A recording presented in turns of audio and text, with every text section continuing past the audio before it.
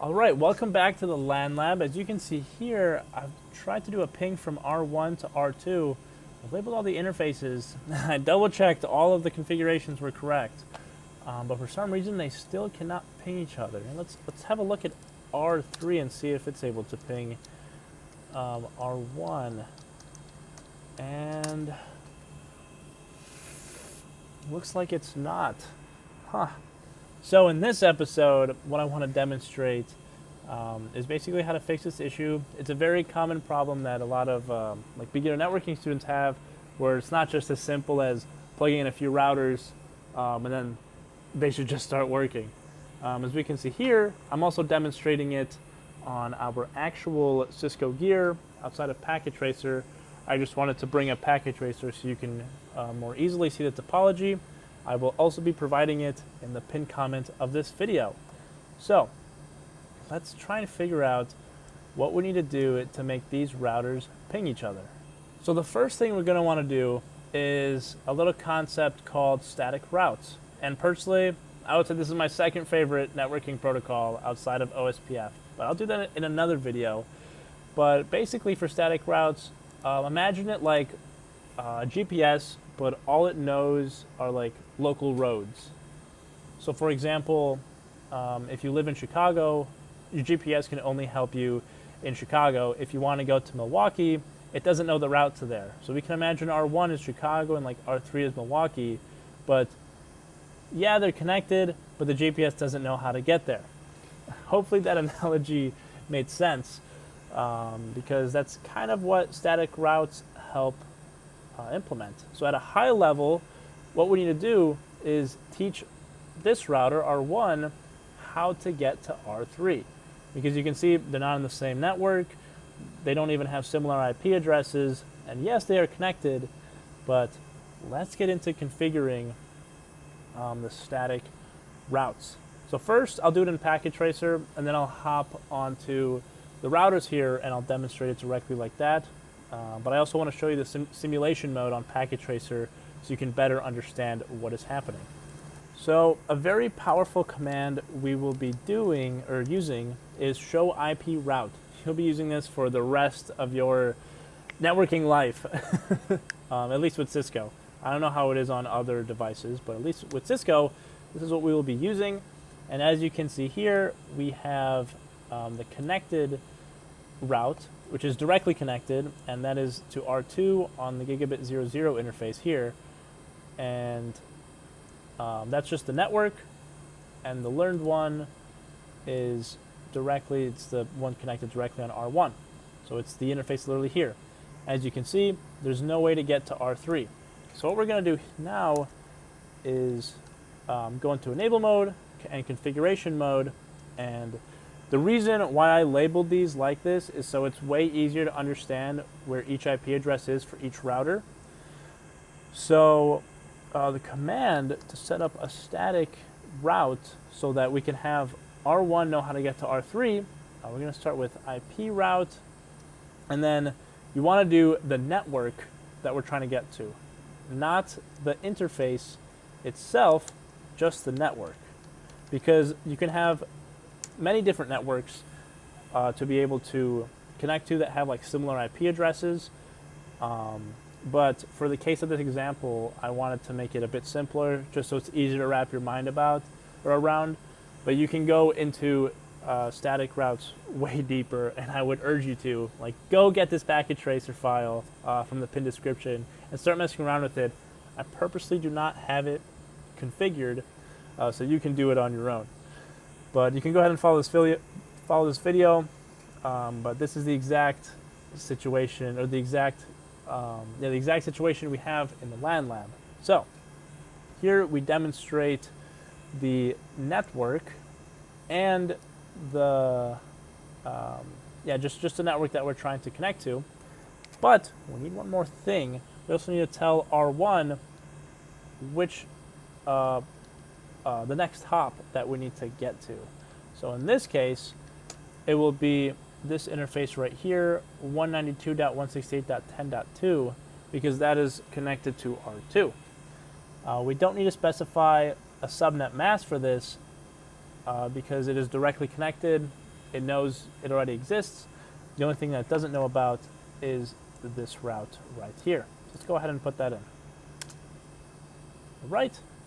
And now if we get out of here, and go to show IP route, and now we'll see we have a static route in here that will explain how to get to R3. So let's go ahead and ping it again. Now it knows how to get there, so hopefully it will make its way back. Huh. That's strange. It still doesn't work. Well, the reason it doesn't work is because we also need a return address for R3. Because think about it, R3 doesn't know how to get back to R1. Before we move on, I want to show you this in simulation mode because this part is so cool. This is why I wanted to demonstrate it in Packet Tracer first, to really understand what is going on with static routes and how they work. So let's go ahead and ping, and as you can see in Packet Tracer, we have a little envelope here, and it tells you, it gives you all the layers of the OSI model and how it traverses through the network, what's stripped, and what a new router will add. So here, we're trying to go to 10.1.1, and this is the IP address we're sending it from. So let's go ahead and send it over. It makes it to R2. R2 says thank you, and then sends it over to R3. Right? This is exactly what we wanted. But R3 doesn't know how to make it back to this IP address. We never taught it. It doesn't have a static route in it, so it's just going to drop the packet, and this should be another ping again, and as you can see, it's just dropped. So let's go back to R3 and quickly configure this, because I really want to hop into the actual routing equipment, because it just makes me happy working on that outside of Packet Tracer. But just for, I already mentioned this, just for explaining purposes, I wanted to talk about it in Packet Tracer first. So conf t, and then we're going to do an IP route to 192.168.10.0, 255.255.25.0. Remember, we need to specify the network we're going to, not the actual interface that we want to get to. Because if you want to have other devices, like other router or other PCs that are connected to R1 over here, or same thing for R3, then you don't only want to connect to the R1 interface. You want to connect to the whole network so you can make a ping to it. So this is the next hop, because we're going to this interface, G0-1, enter, and now if we go to show IP routes, we can see here, now we also have a static route. So, now, time for the moment of truth. Let's give a little ping on R1. And there we can see the ping just worked. It got sent there and back. So hopefully that analogy made sense with the GPS, how we need to learn, or this router needs to learn how to get to this router, and this router needs to learn how to get to this router. And you could do it for huge networks, but when you're working on huge networks, like with like tens or even hundreds of routers, then it becomes way too tedious to set up static routes for every single destination that you want to get to, especially if you need to get to them dynamically. But I'll talk about that in a future video. Now, for the last thing before we move on to the actual simulation, or the actual hardware over here, I want to talk about the simulation mode for Packet Tracer, specifically for this example. Here we can see, send out the ping, gets to R2. R2 is like, I know where to send that to. Gets sent back to R3. R3, because of its static route that we just set, will now be able to go back to R2 and then back to R1. And then that's a success. So hopefully you guys enjoyed that. Now, let's get into the fun stuff. So here we have R1, R2, and R3. And I've already plugged these in and configured them with IP addresses, just because we went over that in the last video. So I'm not going to waste your time by going over that again. So here I manually plugged in into G00, the same thing, the same way as in Packet Tracer. Let me just zoom in on that. Into R2, and then R2 goes into G01 up here. Sorry, that's a bit difficult to see. Into G01 on R3. So R1 does not know directly about R3, but let's get that static route configured so they'll be able to ping each other. Whew, and this makes me so happy because right now I'm plugged in with the serial cable directly from my computer, and you can have a look. Like this is how it is for new people who didn't like watch the last video, where you might have a serial cable that you're going to plug directly into your router to be able to talk to it. There's also tools to remotely manage them, but for just presenting and to keep things simple and on topic, I wanted to do it with the serial cable. So here we are in R1, and as we can see, show IP int brief, we can see that it's up, but then again, we don't know how to get to R3. Another important thing, since, let me just make this full screen. Since we are, all we have now is the serial, there's no packet tracer, there's no topology to help us really understand what's going on. I mentioned this before in the previous video, but descriptions are so important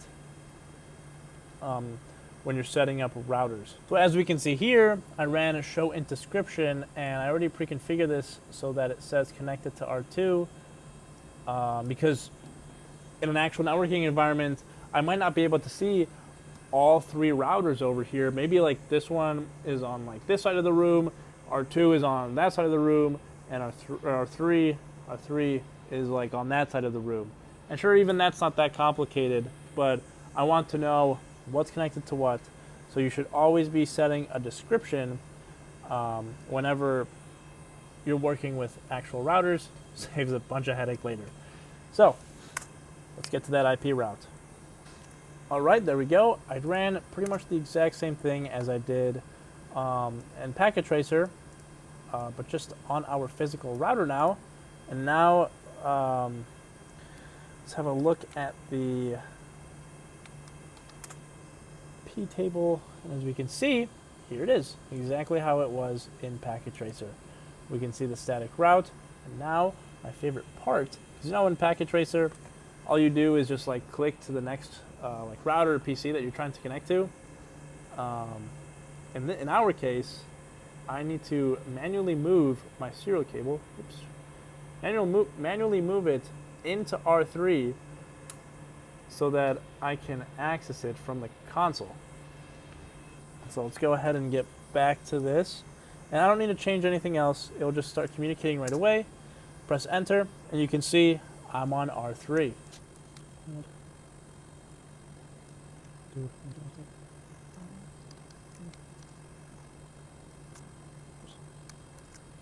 So as you saw, I probably sped that up in editing, but I pulled out Packet Tracer just because it's easier to notice like where the actual IP addresses are instead of having to memorize them.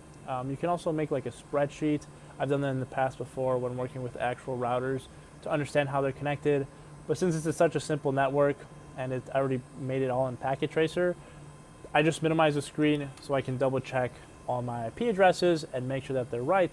And even then, you might have noticed I made a mistake here where I put this IP address in here instead of the actual network mask, or sorry, the actual network address. Common issue, you're going to get this message, inconsistent address and mask, because again, we're not going to the actual interface, we are going to the network with the static route. So, to get out of here, show IP route. Boom, there is the static route. Let's go ahead and try and ping R1. That should be the address. Go ahead. Boom. There we go. And I think we can even do it on this one. Yeah. This is actually really cool. I didn't mention this in Packet Tracer. I'm going to go ahead and go back to it. But in Packet Tracer, basically what happened is R1 completely learned this entire network. So it knows how to ping this address and this address, and anything else that would be connected on the same subnet. Hopefully this helps. I know it was a pretty simple demo. I wanted to explain it more in Packet Tracer, so I didn't really talk much about the routers themselves. I still highly encourage using them, but just for teaching and demonstrating stuff, I feel like it's generally easier in Packet Tracer. But I do like to explain stuff also on the routers, just because that's how it will be in the real world. But I briefly just want to talk about some real world uses of why you would use static routes. Generally, it's used in smaller businesses or for VPN traffic, or for my favorite, home labs, and lab environments, where you're not going to have a lot of routers, and it's relatively simple to set up. You saw just IP routes, the network that you're trying to get to, and it can get more complicated than that. Let me know if you want to see a video with multiple networks and how they can all talk to each other using static routes. But I want to do a little teaser for next video. Next week, we're going to be going over broadcast storms on these guys, little switches down here, the 48 port switches. We also have one up here. Basically, what happens when you have a broadcast storm, you have a network loop that is just completely taking down your network.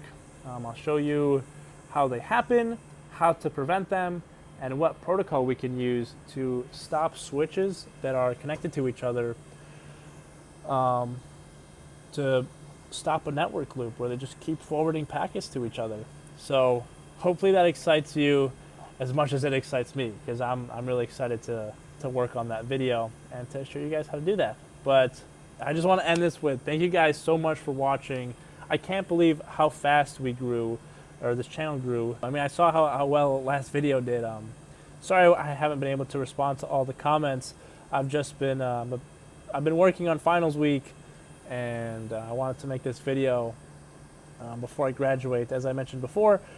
And thank you guys for all the support. I genuinely didn't think even 1,000 people would be interested in this type of content, because I just started this channel by making tutorials for DePaul students on how to get started with CML, how to do stuff in the LAN Lab, because I think it's all really cool, and clearly a lot of you guys think it's cool too.